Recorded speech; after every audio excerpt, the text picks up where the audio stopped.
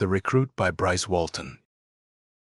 It was dirty work, but it would make him a man, and kids had a right to grow up, some of them. Worlds of If Science Fiction. July 1962, Wayne. Unseen. Sneered down from the head of the stairs. The old man with his thick neck, thick cigar, evening highball, pot gut, and bald head without a brain in it. His slim mother, with nervously polite smiles and voice fluttering, assuring the old man by her frailty that he was big in the world.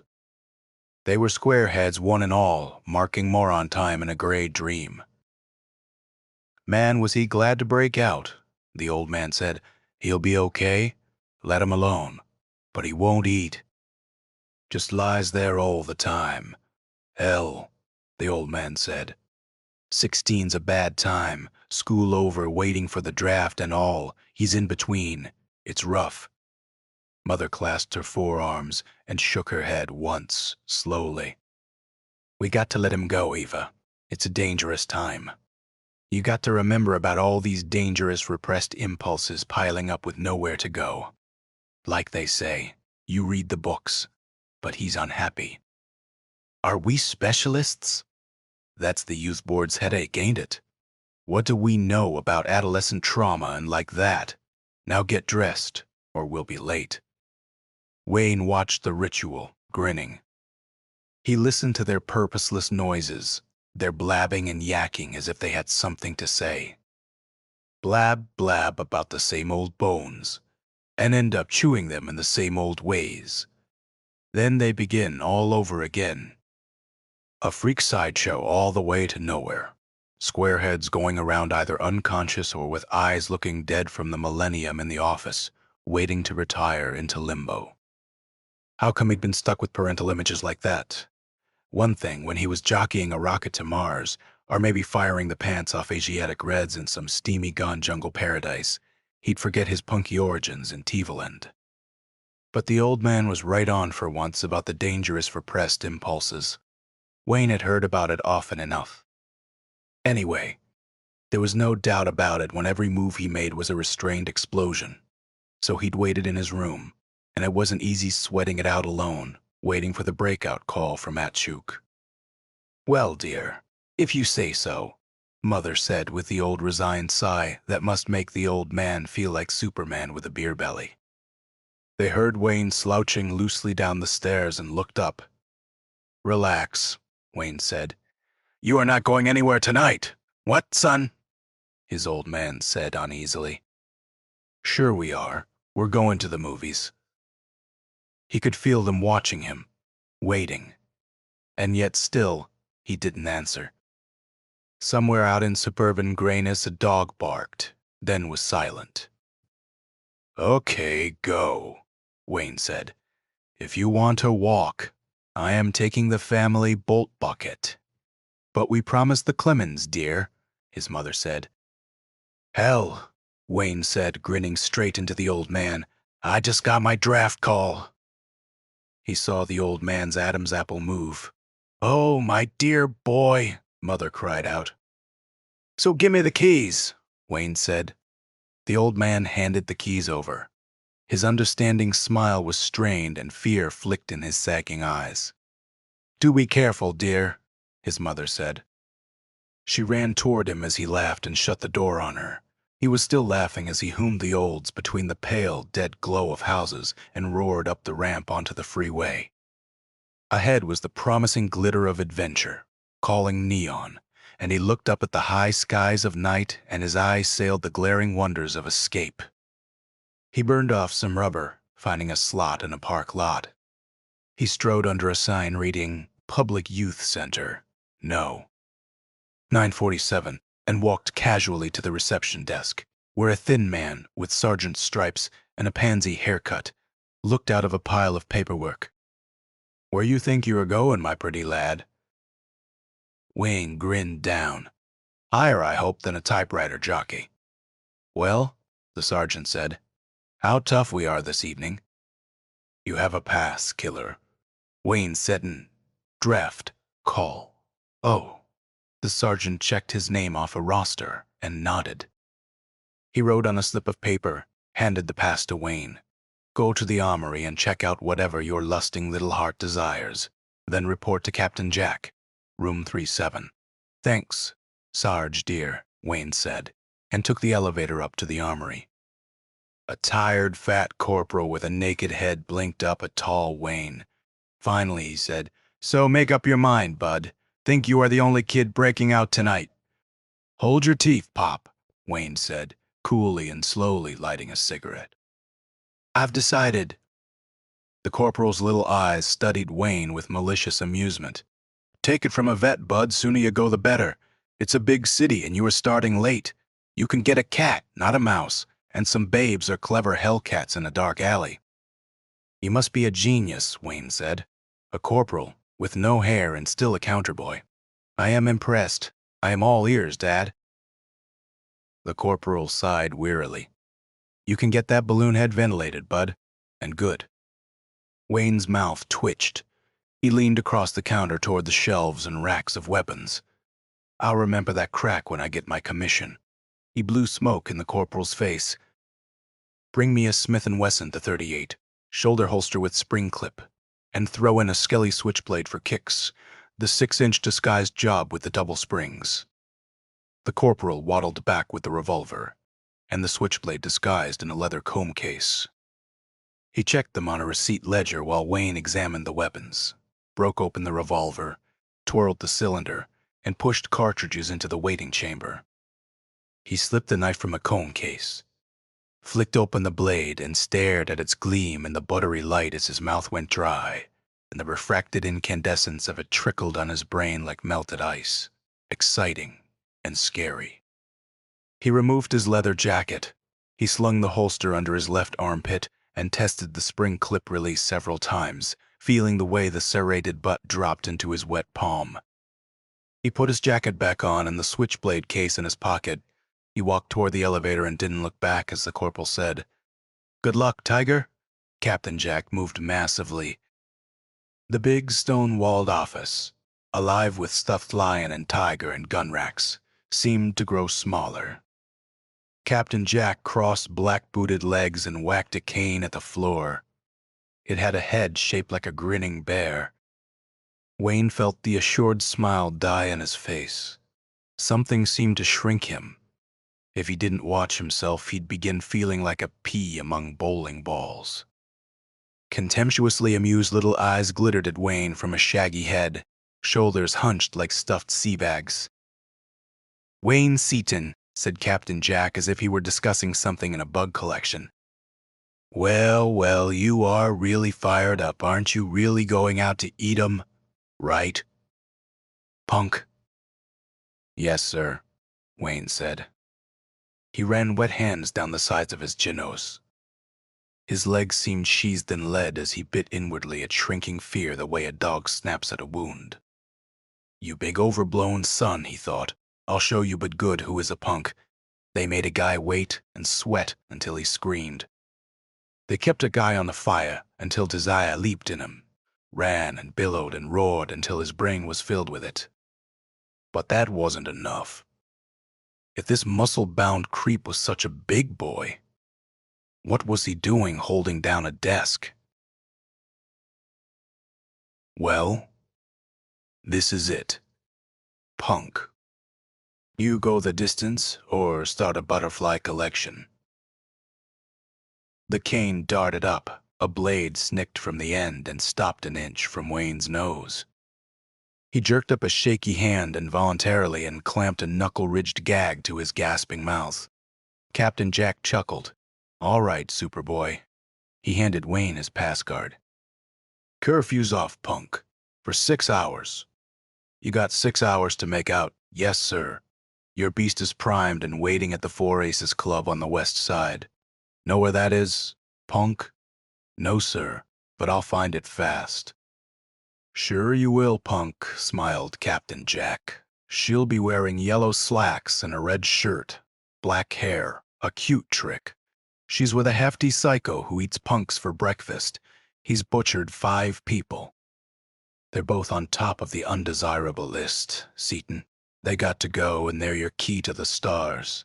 "Yes, sir." Wayne said. "So run along and make out, punk," grinned Captain Jack. A cop car stopped Wayne as he started over the bridge, out of bright, respectable neon into the murky West Side slum, over the river. Wayne waved the pass card, signed by Captain Jack, under the cop's quivering nose. The cop shivered and stepped back and waved him on. The olds roared over the bridge as the night's rain blew away. The air through the open window was chill and damp coming from Slumville, but Wayne felt a cold that wasn't of the night or the wind. He turned off into a rat's warren of the inferiors. Lights turned pale. Secretive and sparse, the uncared-for streets became rough, with pitted potholes, narrow and winding and humid with wet, unpleasant smells.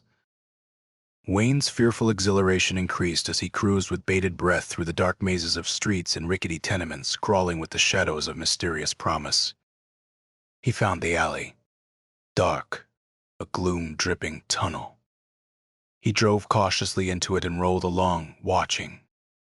His belly ached with expectancy as he spotted the sick-looking dab of neon wanly sparkling 4 Ace Club. He parked across the alley. He got out and stood in shadows, digging the sultry beat of a combo, the wild pulse of drums and spinning brass filtering through windows painted black. He breathed deep, started over, ducked back. A stew burn weaved out of a bank of garbage cans, humming to himself, pulling at a rain-soaked shirt clinging to a pale stick body. He reminded Wayne of a slim grub balanced on one end. The stew burn stumbled. His bearded face in dim breaking moonlight had a dirty greenish tinge as he sensed Wayne there. He turned in a grotesque, uncoordinated jiggling, and his eyes were wide with terror and doom. "I gotta hide, kid. They're on me." Wayne's chest rose and his hands curled. The bum's fingers drew at the air like white talons. "Help me, kid." He turned with a scratchy cry and retreated before the sudden blast of headlights from a cad bulleting into the alley. The cad rushed past Wayne and he felt the engine hot fumes against his legs. Tires squealed. The cad stopped, and a teener in black jacket jumped out and crouched as he began stalking the old rummy. This is him, all right," the teener yelled, and one hand came up swinging a baseball bat. A head bobbed out of the cad window and giggled. The fumble-footed rummy tried to run and plopped on wet pavement. The teener moved in, while a faint odor of burnt rubber hovered in the air as the cad cruised in a slow follow-up. Wayne's breath quickened as he watched, feeling somehow blank wonder at finding himself there, free and breaking out at last, with no curfew and no law but his own. He felt as though he couldn't stop anything. Living seemed directionless, but he still would go with it regardless until something dropped off or blew to hell like a hot light bulb. He held his breath, waiting. His body was tensed and rigid as he moved in spirit with the hunting teener, an omniscient shadow with a hunting license and a ghetto jungle 20 miles deep. The crawling Stewburn screamed as the baseball bat whacked. The teener laughed. Wayne wanted to shout. He opened his mouth, but the yell clogged up somewhere so that he remained soundless, yet with his mouth still open as he heard the payoff thuds where the useless wino curled up with stick arms over his roomy face. The teener laughed, tossed the bat away, and began jumping up and down with his hobnailed mail-order Air Force boots. Then he ran into the cad. A hooch bottle soared out, made a brittle tink-tink of falling glass. "Go, man," the cad whooshed by. It made a sort of hollow sucking noise as it bounced over the old man twice. Then the fin lights diminished, like bright wind-blown sparks. Wayne walked over and sneered down at the human garbage lying in scummed rain pools. The smell of raw violence, the scent of blood made his heart thump like a trapped rubber ball in a cage. He hurried into the 4 Aces, drawn by an exhilarating vision and pursued by the hollow, haunting fears of his own desires. He walked through the wavering haze of smoke and liquor dizziness and stood until his eyes learned the dark. He spotted her red shirt and yellow legs over in the corner above a murky, lighted table. He walked toward her, watching her little subhuman pixie face lift. The eyes widened with exciting terror, turned even paler behind a red slash of sensuous mouth. Briefed and waiting, primed and eager for running, she recognized her pursuer at once. He sat at a table near her, watching and grinning and seeing her squirm. She sat in that slightly baffled, fearful, and uncomprehending attitude of being motionless, as though they were all actors performing in a weirdo drama, being staged in that smoky, thick-aired dive. Wayne smiled with wry superiority at the red-headed psycho in a dirty t-shirt, a big bruiser with a gorilla face. He was tussling his mouse heavy. "What's yours, Tina?" the slug-faced waiter asked. "Bring me a crusher, buddy-roo," Wayne said, and flashed his pass card. "Sure, Tina." Red nuzzled the mouse's neck and made drooly noises. Wayne watched and fed on the promising terror and helplessness of her hunted face. She sat rigid, eyes fixed on Wayne like balls of frozen glass.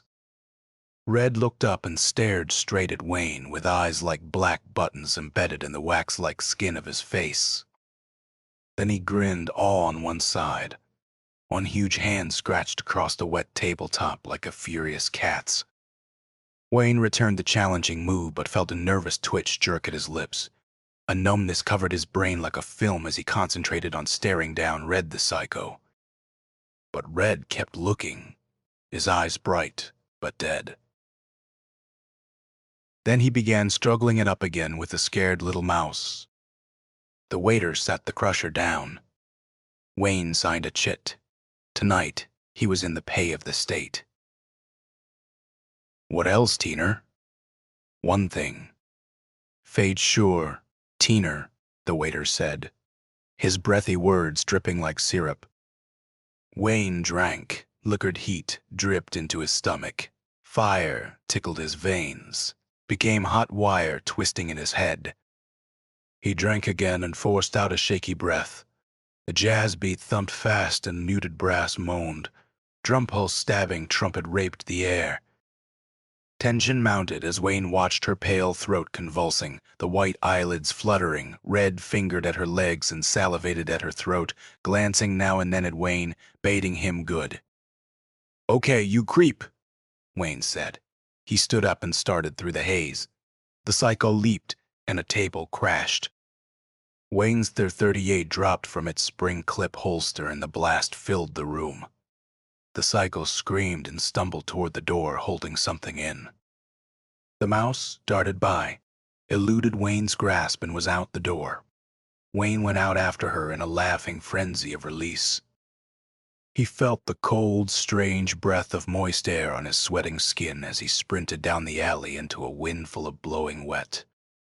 He ran laughing under the crazy starlight and glimpsed her now and then, fading in and out of shadows, jumping, crawling, running with the life or death animation of a wild deer.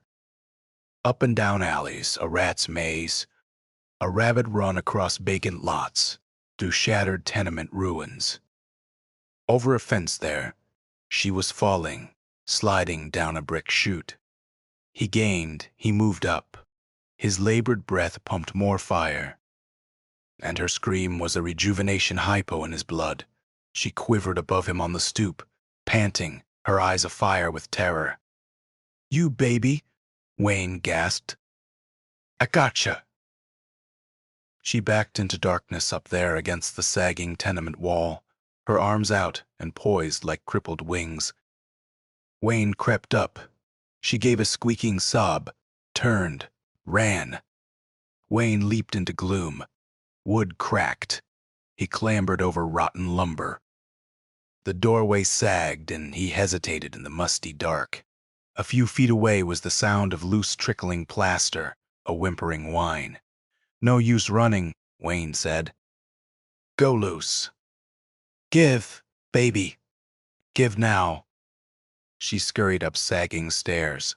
Wayne laughed and dug up after her, feeling his way through debris. Dim moonlight filtered through a sagging stairway from a shattered skylight. 3 floors up, the mouse's shadow floated ahead. He started up. The entire stair structure canted sickeningly. A railing ripped, and he nearly went with it back down to the first floor. He heard a scream as rotten boards crumbled and dust exploded from cracks. A rat ran past Wayne and fell into space. He burst into the 3rd floor hallway and saw her half falling through a door under the jagged skylight. Wayne took his time.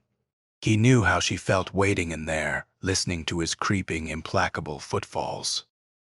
Then he yelled and slammed open the door. Dust and stench.